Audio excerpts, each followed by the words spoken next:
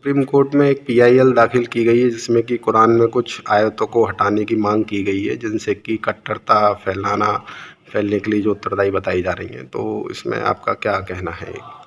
नहीं, मुझे जो बताया किसी ने कि वो आयत पहले नहीं थी कुरान में, कुछ लोगों ने बाद में जोड़ी। देखिए, कुरान से मेरा कोई संबंध है नहीं है, मेरा कोई रिश्ता तो है नहीं, मैं तो कुरान को जानता नहीं उतना।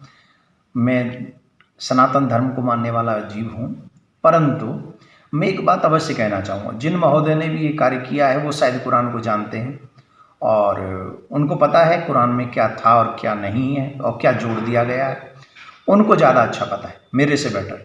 मैं सिर्फ एक बात कहना चाहूँगा, जो देश हित में हो, जो इस देश की संप्रभुता और अखंडता में बहुत महत्वपूर्ण भूमिका निभाना है, जिस वस्तु को, जिस विषय को, वो बातें चाहे वो सुप्रीम कोर्ट हो चाहे वो सरकार हो, उनको वही काम करना चाहिए जो इस देश की अखंडता पर एक भी आंच ना आने दे। ऐसी कट्टरपंथता जो मेरे देश के मान सम्मान को ठेस पहुंचाती हो, चाहे वो कहीं भी क्यों ना हो, उन्हें कहीं भी रहने का अधिकार, वो विचार नहीं रहना चाहिए, वो साहित्य नहीं रहना चाहिए, वो कोई भी विषय नहीं रहना चाहिए जिससे मेरे देश की अखंडता पर, प्रभुता पर कहीं भी प्रश्न चिन्ह लगाने की कोशिश की जाती हो। हमारे समझ में बहुत समझदार एक मुस्लिम समुदाय से हैं और एक योग्य हैं और ऐसा लगता है वो देशभक्त भी हैं, समाज भक्त भी हैं। यूँ गलत को गलत कहना ये साहस की बात होती है, कहीं भी गलत हो। यदि कुरान में ऐसी आयतें हैं जो हिंदुओं का विरोध कर रही हैं, बच्चों को आतंकवादी बना रही हैं, समाज में वैमनस्यता फैला रही हैं, तो ऐसी आयतों के विषय में यदि वसीम रिजवी जी ने कहा है और कोर्ट का दरवाज़ा खटखटाया है, और अच्छा होता कि वो अपने मुल्लों से कहते, जो उनके मुल्ले होते हैं, कि वो सारे विघटन की जड़, सारे आतंक की जड़ तो ये मुल्ले हैं। ये मुल्ले ही बच्चों को गलत शिक्षा देते हैं, उन्हें गलत सोसाइटी में डालते हैं। आतंकवादी बनाने के पीछे कोई न कोई मुल्ला मदरसा होता है। तो हम इसमें वसीम रिजवी जी को धन्यवाद देते हैं और वास्तव में हमने भी कुरान का हिंदी रूपांतरण का अध्ययन किया और कई बार किया। हमने भी कुछ ऐसा पाया कि ये बातें ही हमारे आपस में वैमनस्य फैलाती हैं और आज देश में ही नहीं विश्व में जो इस्लाम बदनाम हो रहा है उसके पीछे भी ऐसी आयतें ही हैं। तो अगर गलत हैं और वो स्वीकार करते हैं गलत, तो धन्यवाद के पात्र हैं।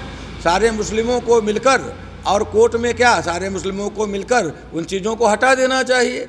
और हदीसों में भी ऐसी ऐसी बातें हों तो उन्हें हटा देना चाहिए, यदि गलत है तो हटा देना चाहिए।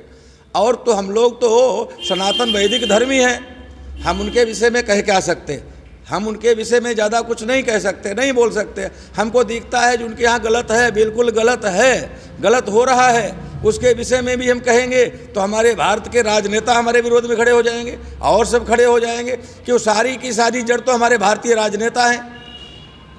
यदि मुसलमान कोई अच्छा काम करने को तैयार भी हो तो यहाँ वाले नेता ही उसका विरोध करने लगेंगे। तो वसीम रिजवी के लिए हम धन्यवाद देते हैं और भगवान उनको दीर्घायु करें। उनके जैसे और भी मुस्लिम हैं जो देशभक्त हैं, समाज भक्त हैं, विचारक हैं, वो सब धन्यवाद के पात्र हैं। सब ऐसी आयतों को हटाना चाहिए, क्या कहेंगे इसको? देखिए, रिजवी जी ने क्या लगाई है वो मेरे संज्ञान में नहीं है। बाकी दूसरा, कुरान मैंने अध्ययन भी नहीं किया, नहीं पढ़ा है, हमने अपने शास्त्रों का पढ़ा है। लेकिन धर्म की जहाँ बात है, धर्म चाहे कोई भी हो, चाहे मुस्लिम धर्म हो, चाहे हिंदू धर्म हो, चाहे सिख धर्म हो, धर्म जहाँ आया, धर्म का मतलब है जोड़ना, तोड़ना नहीं है। अगर किसी कृत्य से धर्म के से वैमनस्यता फैलती है तो वाकई में किसी उसको नहीं अनुपालन करना चाहिए, उनको बहुत ज़्यादा प्रचारित नहीं करना चाहिए। दूसरा, कोई धर्म ऐसे नहीं सिखाता कि जोड़ा जाए, आपस में बैर रखना कोई धर्म नहीं सिखाता। तो अगर उन्होंने ये कहा है कि भाई वाकई में, वैसे हमारे यहाँ भी है कि जो धर्म है या शास्त्र हैं गुरुमुखी हैं।